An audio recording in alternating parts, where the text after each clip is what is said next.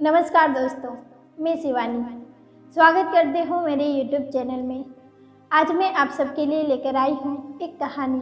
तो चलिए स्टार्ट करते हैं आज की कहानी। आस्था बचपन से ही संस्कारी, सुशील और विलक्षण प्रतिभा वाली लड़की थी। स्कूल में वो अपनी क्लास में हमेशा प्रथम आती थी। पढ़ाई के साथ साथ कढ़ाई बुनाई, नए नए चित्र बनाना और खाने पकाने में वो बहुत कुशल थी। घर में किसी चीज़ की कमी नहीं थी। पिताजी कॉलेज में प्रोफेसर थे और माताजी बैंक में मैनेजर। आस्था बहुत प्रतिभाशाली लड़की थी। सब उसकी सराहना करते थे। सम्मान मिलता था, सराहना मिलती थी, लोगों की हमदर्दी भी मिलती थी। लेकिन आस्था को वो स्थान नहीं मिल पाता जो एक आम लड़की को मिलता था, क्योंकि आस्था आम लड़की नहीं थी। वो एक पेट से अपाहिज थी। उसे प्यार तो मिलता था, मगर लोगों की हमदर्दी के साथ, उसकी दया के साथ। स्कूल से कॉलेज और कॉलेज के बाद अब आस्था बैंक में मैनेजर थी। आस्था ने अपनी काबिलियत से साबित कर दिया था कि अपाहिज होना आपकी सफलता में रुकावट नहीं बन सकता। अब लोग उसका सम्मान करते थे, सराहना करते थे। इस उपलब्धि के लिए आस्था को राज्य सरकार की तरफ से पुरस्कृत भी किया गया।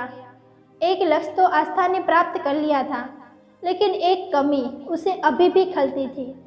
अभी भी कॉलेज की बातें याद कर उसका मन दुखी हो जाता था। कैसे कॉलेज में उसे दया भरी दृष्टि से देखा जाता था। उसकी सहेलियों के बॉयफ्रेंड थे। कभी उसकी सहेलियां जब आस्था से अपने बॉयफ्रेंड की बातें करती कि हम यहाँ घूमने गए थे, हमने मूवी साथ देखी, वगैरह वगैरह, आस्था उसके सामने तो उनकी बातों सुनकर मुस्कुरा देती थी। तब उसे इस बात से ज़्यादा तकलीफ भी नहीं होती थी, क्योंकि तब उसका लक्ष्य खुद को साबित करना था। लेकिन अब उसने सफलता प्राप्त कर ली थी, अपना सपना भी साकार कर लिया था। लेकिन अब उसे उन बातों को याद कर दुख भी होता था। अब उसे लगने लगा था कि जीवन में एक साथी की ज़रूरत होती है, मगर वो अपाहिज थे। उसे भला मनचाहा साथी कैसे मिलेगा? इस बात का दुख उसे अब सताने लगा था। वो सोचती थी कि काश वो भी सामान्य लड़की होती तो उसका भी कोई साथी होता, जिससे वो अपना दुख दर्द बांट पाती, अपने मन की बात उसे कह पाती, उसे बता पाती कि वो भी खुले आसमान में पतंग की भांति उड़ना चाहती है। कई जगह से आस्था के लिए रिश्ते की बात भी चली, लेकिन उसके अपाहिज होने की वजह से बात न बन सकी। रिश्ते वाले आते, आस्था को देखकर उसकी माँ से कहते, हमें आपसे बहुत हमदर्दी है। मगर इस मगर के आगे कोई कुछ न बोलता और मगर का मतलब समझ में आ जाता था। आस्था को अब इन हमदर्दी से चिढ़ होने लगी थी। अगर कोई भी उसके अपाहिज होने की वजह से हमदर्दी प्रकट करता तो आस्था उस पर नाराज हो जाती थी। इसमें दोष आस्था का नहीं था। वो भी एक लड़की थी, उसके अंदर भी एक दिल था, उसके भी अपने सपने थे, अपने अरमान थे। वो भी अपनी ज़िंदगी बाकी लड़कियों की तरह जीना चाहती थी। मेरा नाम रवि है। उन्हीं दिनों में आस्था से पहली बार मिला था। अक्सर ऑफिस से छुट्टी के बाद मैं शाम को मंदिर जाता था। मुझे मंदिर जाना अच्छा लगता था। मुझे वहाँ दिन भर की थकान के बाद सुकून और शांति का अनुभव होता था। एक दिन मैंने देखा कि एक लड़की बैसाखी के सहारे चलकर अपनी सहेली के साथ मंदिर आ रही थी। एक पैर से अपाहिज थी। सुंदर मुख, घने काले बाल, बड़ी बड़ी काली आंखें और अंधेरे में प्रकाश कर देने वाली चमक थी उसके मुखमंडल पर। मासूम चेहरा, भोली सूरत, सादगी भरे कपड़े और किसी को भी मोह लेने वाली मीठी मुस्कान। उसे देखकर मैं मन ही मन भगवान को कह रहा था कि हे ईश्वर, आपने इतनी सुंदर, इतनी भोली, मासूम लड़की बनाई, फिर उसे एक पैर से कमज़ोर क्यों बनाया? अगर उसके दोनों पैर आप सही बना देते तो आपका क्या जाता? ऐसा क्या गुनाह किया इस बेचारी लड़की ने जो ये सज़ा भोग रही है? वो धीरे धीरे अपनी सहेली के साथ मंदिर की सीढ़ियाँ चढ़ रही थी। मैं उसी की ओर दया भरी दृष्टि से देखे जा रहा था। उस दिन के बाद वो रोजाना शाम को अपनी सहेली के साथ मंदिर आती थी। मैं रोजाना उसे देखता और मेरा मन भर आता था।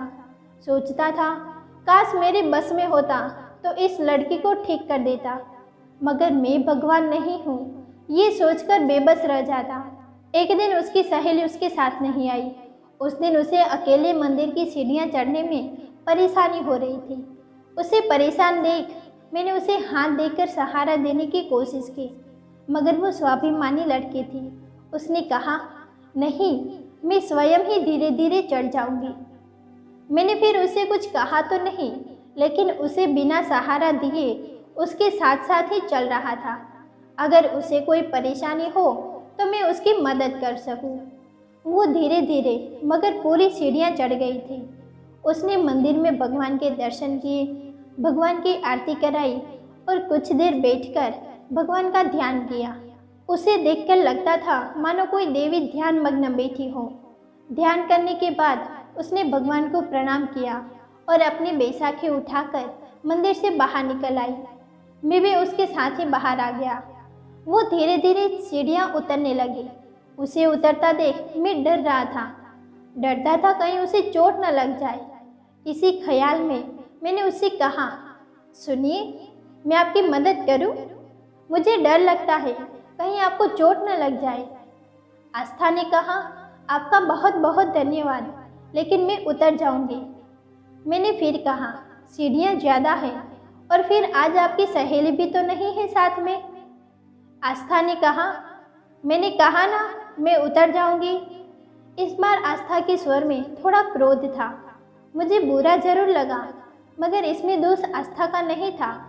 आज के समाज के हालात ही ऐसे हैं कि कोई भला लड़का ही क्यों ना हो, भले चाहे वो नेक दिल से मदद करना चाहता हो, कोई भी लड़की उस पर यकीन करने से पहले सोचेगी। वही आस्था ने भी किया। वो मुझे जानती नहीं थी, फिर यकीन कैसे कर पाती? फिर मैंने उसे कुछ कहा तो नहीं, लेकिन मैं उसे थोड़ी दूरी बनाकर उसके साथ साथ चलता रहा। अगर कोई बात हो तो मैं उसकी मदद कर पाऊँ। वो धीरे धीरे सीढ़ियाँ उतर गई। वहाँ से हम दोनों अपने अपने रास्ते चले गए। अब वो मंदिर रोजाना अकेले ही आती थी, लेकिन जब वो सीढ़ियाँ चढ़ती तो मैं उसके साथ साथ ही चलता था, और जब वो वापस आती थी तब मैं भी उसके साथ साथ ही आता था। लेकिन हम दोनों एक दूसरे से कुछ बात नहीं करते थे। ऐसे ही लगभग 1 महीना बीत गया था। एक दिन आस्था जब सीढ़ियों से उतर रही थी, उसकी बैसाखी फिसल गई। वो गिरने ही वाली थी। मैंने उसका हाथ पकड़ लिया। उसकी बैसाखी सीढ़ियों से नीचे गिर गई थी। मैंने उसका हाथ पकड़ा और धीरे धीरे हाथ का सहारा देते हुए उसे सीढ़ियों से नीचे उतार लाया। मैंने उसकी बैसाखी उठाई और उसके हाथ में पकड़ा दी। मैंने घबराते हुए आस्था से पूछा, आपको चोट तो नहीं लगी? आस्था ने कहा, मैंने आपसे मना किया था ना, मुझे आपकी मदद नहीं चाहिए। फिर मुझे आपने गिरने से क्यों बचाया? पिछले कुछ दिनों से देख रही हूँ, जब भी मैं सीढ़ियाँ चढ़ती या उतरती हूँ आप मेरे साथ रहते हैं। मैं जानती हूँ आप एक अच्छे इंसान हैं, आप मेरी मदद करना चाहते हैं, मगर मुझे आपकी मदद की ज़रूरत नहीं है। आप मेरी मदद कब तक करेंगे? यही कर देंगे ना, सीढ़ियाँ चढ़ने या उतरने में? मगर मेरी ज़िंदगी की सीढ़ियाँ मुझे अकेले ही चढ़ना है। वहाँ कौन आएगा मेरी मदद करने? आप भी हमेशा तो नहीं रहेंगे ना मेरे साथ मेरी मदद के लिए। इसीलिए आपसे प्रार्थना करती हूँ, मुझे मेरे हाल पर छोड़ दीजिए। मुझे किसी की हमदर्दी की ज़रूरत नहीं है। कहते कहते आस्था की आंखें भर आई थी। आंसू बाहर ना आ जाए इसीलिए उसने अपने दुपट्टे से आंखों को छलकते हुए आंसुओं को पोंछ लिया था। उसके छलकते हुए आंसुओं ने उसके मन का दर्द बयां कर दिया था।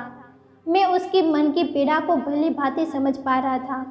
वो जिस साथ की बात कर रही थी वो साथ एक जीवन साथी ही दे सकता है, मगर मैंने कभी भी आस्था को उस नज़र से नहीं देखा था। अभी मेरे पास उसके प्रश्नों का कोई उत्तर नहीं था। हो सके तो मुझे माफ़ कर दीजिएगा, हाथ जोड़ते हुए मैंने उससे कहा। फिर मैं वहाँ से चला आया। एक ज़माने में आस्था की माँ भी ईश्वर की अनन्य भक्त थी। मंदिर जाती थी, व्रत भी रखती थी, हर पूजा पाठ में विधिवत हिस्सा लेती थी। लेकिन जब रोग की वजह से आस्था का एक पैर खराब हुआ, तब से माँ ने ईश्वर से झगड़ा कर लिया। इसीलिए वो आस्था के साथ मंदिर नहीं आती, लेकिन उन्होंने आस्था को ईश्वर भक्ति करने से कभी मना नहीं किया। आस्था की माँ ने शाम का खाना टेबल पर लगा दिया था। माँ सोच रही थी कि आज आस्था को क्या हुआ। जब से वो मंदिर से आई है, अपने कमरे में ही है। आस्था को देखने के लिए माँ आस्था के कमरे में गई। माँ ने देखा आस्था रो रही थी। माँ देखकर घबरा गई। माँ ने आस्था के सिर पर हाथ रखते हुए पूछा, क्या हुआ बेटा, तुम्हारी तबीयत तो ठीक है ना? आस्था माँ से लिपटकर जोर जोर से रोने लगी। रोते रोते वो अपनी माँ से कहती है, माँ मेरा क्या कसूर है? सब मुझे अपाहिज पर सिर्फ हमदर्दी दिखाते हैं, मगर मुझे इस हमदर्दी की ज़रूरत नहीं है माँ। आस्था की माँ समझ नहीं पा रही थी कि आस्था को क्या हुआ है। उसकी माँ ने आंसू पोंछते हुए कहा, चुप हो जा बेटा, रोते नहीं है। किसने कहा मेरी बेटी अपाहिज है? अपाहिज तो वो होते हैं जो बहादुर नहीं होते, पर मेरी बेटी तो बहुत बहादुर है। माँ के समझाने पर भी आस्था के आंसू नहीं रुक रहे थे।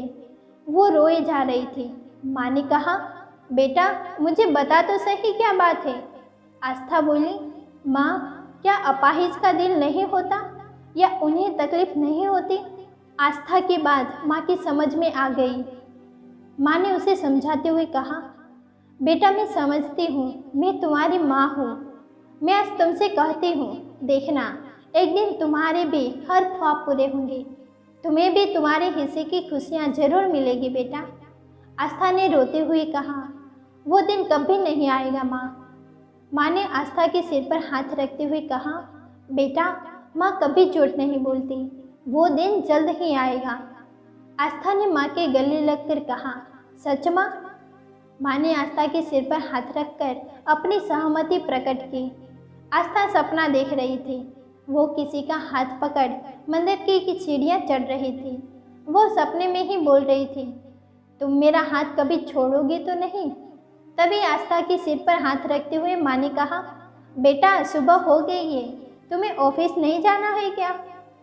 क्या माँ, आपने सुबह सुबह जगा दिया। माँ घड़ी की ओर इशारा करती है।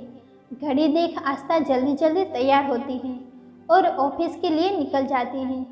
उस दिन मुझे बैंक में पैसे जमा करने जाना पड़ा। मैं पैसा जमा करने के लिए लाइन में लगा हुआ था। लाइन लंबी थी और मैं अपनी बारी का इंतज़ार कर रहा था। अगर बीच में कोई कहता कि उसे जल्दी है, तो मैं उसे अपने से आगे कर देता और स्वयं उसके पीछे खड़ा हो जाता था। आस्था उसी बैंक में मैनेजर थी।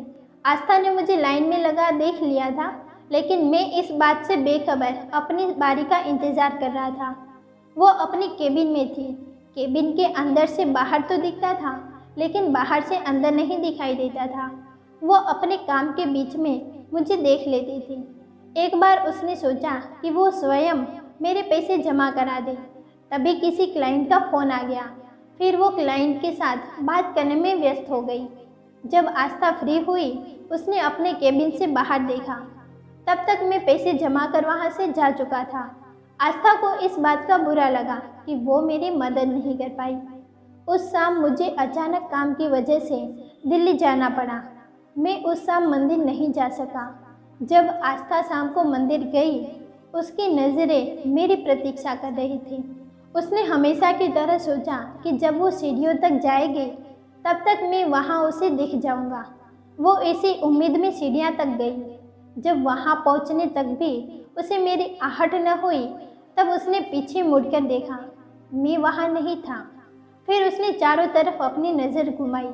जब मैं उसे कहीं नहीं दिखा, तो वो बहुत दुखी हुई और खुद को कोसने लगी।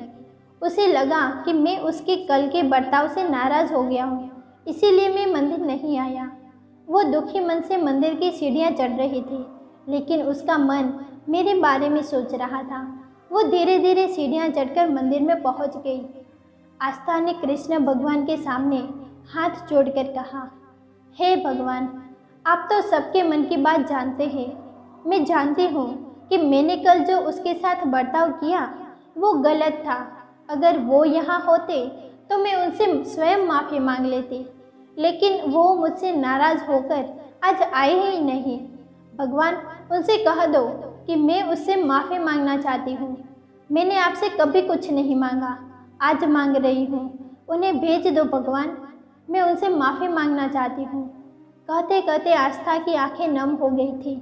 ये प्रेम अश्रु आस्था की आंखों से बह रहे थे। मैं ट्रेन में बैठा आस्था के बारे में ही सोच रहा था। भगवान करे उन्हें आज सीढ़ियाँ चढ़ते या उतरते समय कोई परेशानी ना हो। मुझे आस्था की बार बार याद आ रही थी। मुझे उसकी फिक्र हो रही थी।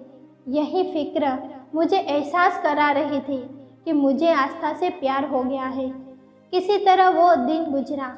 मैं अपना काम खत्म कर दूसरे दिन वापस आ गया। शाम को मैं समय पर मंदिर पहुंचा। मैं मंदिर के बाहर बैठा आस्था का इंतज़ार कर रहा था। वो कुछ समय बाद आस्था भी आ गई। उसने मुझे मुख्य द्वार से ही देख लिया था। वो सीधा मेरे पास आई और उसने मुझसे कहा, मैं परसों के अपने व्यवहार के लिए आपसे माफ़ी मांगती हूँ, मुझे माफ़ कर दीजिए। मैंने कहा, नहीं, माफ़ी तो मुझे मांगनी चाहिए। मैं जो आपको बिना बताए कल चला गया। आस्था ने कहा, मैं जानती हूँ आप मुझसे नाराज़ थे, तभी तो बिना बताए चले गए। अगर मेरी फिक्र होती तो क्या बिना बताए जाते आप? मैंने कहा, अच्छा, इस बार मुझे माफ़ कर दो, आगे से गलती का मौका नहीं दूंगा। आस्था ने व्यंग करते हुए कहा, अच्छा जी, ठीक है, वैसे भी मुझे गलती करने वाले लोग पसंद नहीं हैं। आस्था के इस बात पर हम दोनों ही मुस्कुरा दिए।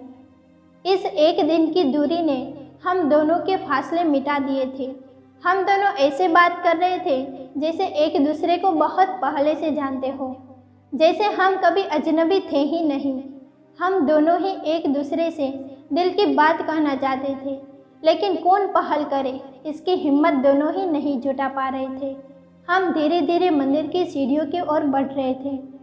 सीढ़ियों के पास जाकर मैंने हिम्मत कर अपना हाथ आस्था की ओर बढ़ाते हुए कहा, मैं अपने जीवन की हर सीढ़ी आपके साथ चढ़ना चाहता हूँ। क्या आप मेरे जीवन की सीढ़ियाँ चढ़ने में मेरी मदद करेंगी? क्या आप मेरा सहारा बनेंगी? आस्था ने अपना हाथ मेरे हाथ पर रख दिया और हम एक दूसरे का सहारा बन मंदिर की सीढ़ियाँ चढ़ रहे थे। दोस्तों, कहानी अगर पसंद आई हो तो वीडियो को लाइक करें, शेयर करें और चैनल को सब्सक्राइब करना ना भूलें। Thank you.